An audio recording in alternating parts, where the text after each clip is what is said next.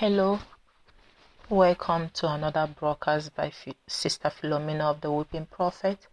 So today I'll be talking about parental training and guidance with the examples of Isaac and Rebecca from the Bible.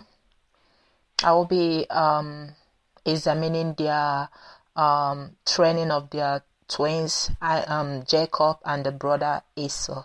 So Jacob, as the Bible said, is well loved by his mom, and a prophecy was released before his birth that the older will serve the younger. Now one will wonder, when God has already blessed him from the womb, why did he have to commit fraud in order to obtain his father's blessings? Now let us look at Genesis 27 verse 6 to 10. You will notice that Jacob never had the mind to commit this atrocity, but was misled by his mom. His mother noticed that his son was not comfortable with the idea and plan, then added, according to Genesis 27 verse 13, "Let any curse against you fall on me, my son. Just do as I said." Then the question here is actually that the curse fell on Rebecca and not on Jacob. We will discuss that issue when I will be addressing bloodline sins.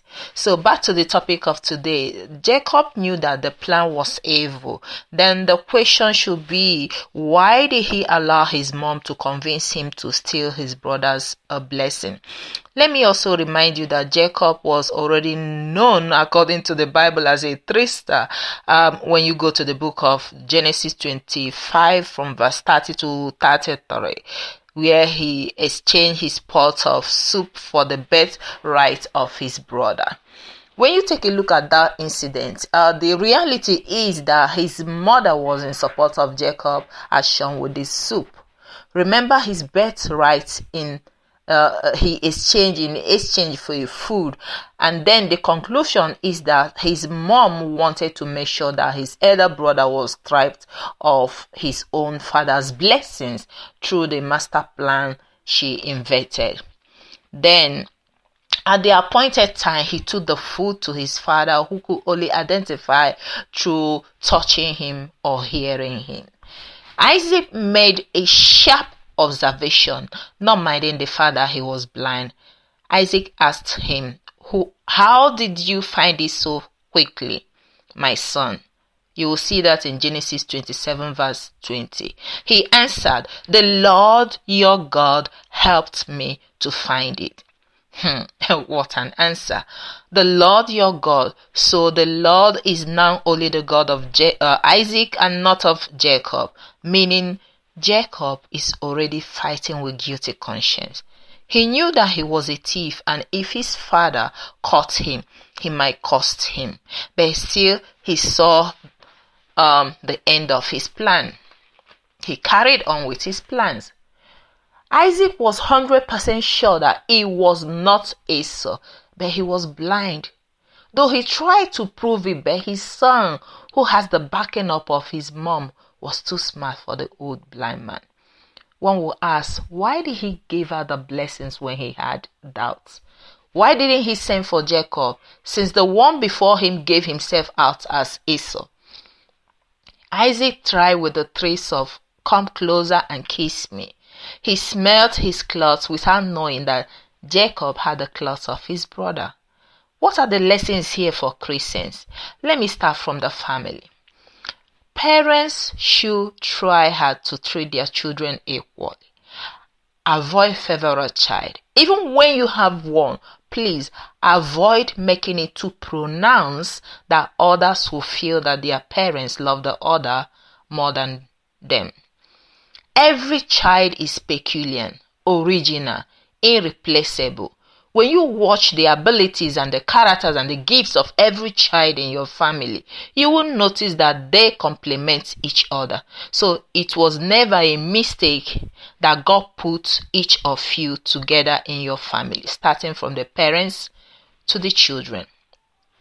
The Bible said Isaac loved Esau. because he was strong, a hunter, a farmer, always come home with meat for the father.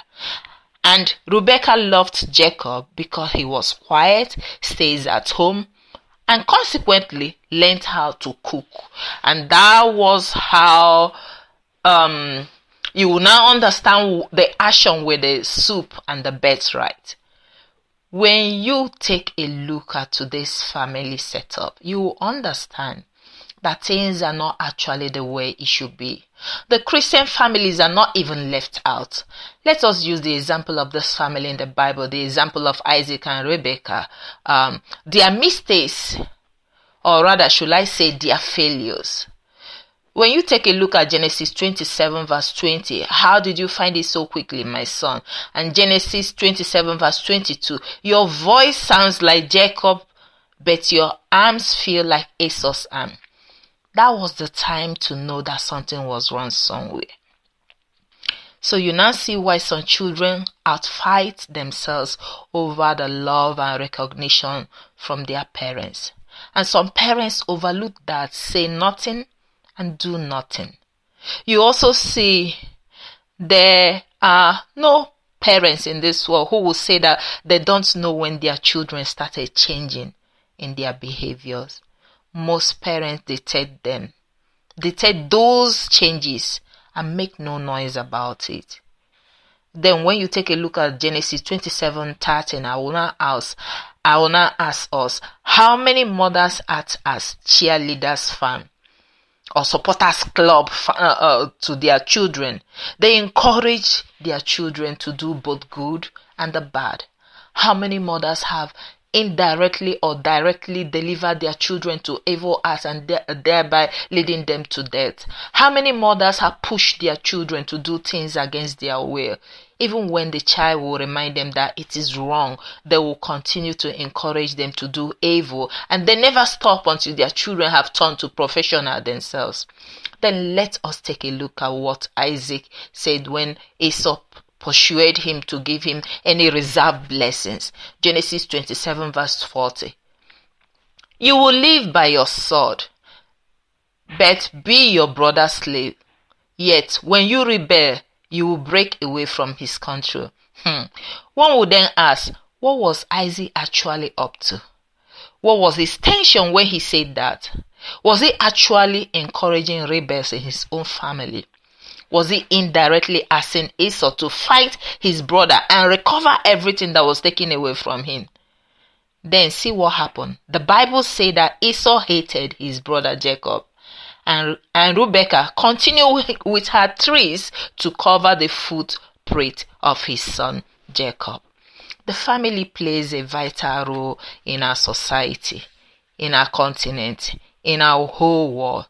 When parents take good care of their family, of their children, we will have a better world. We will have responsible human beings. We will have responsible and caring husbands. We will have responsible and respectful wives. And lastly, we will have adorable and responsible children. So that is it from me, Sister Philomena, the Weeping Prophet. God bless you.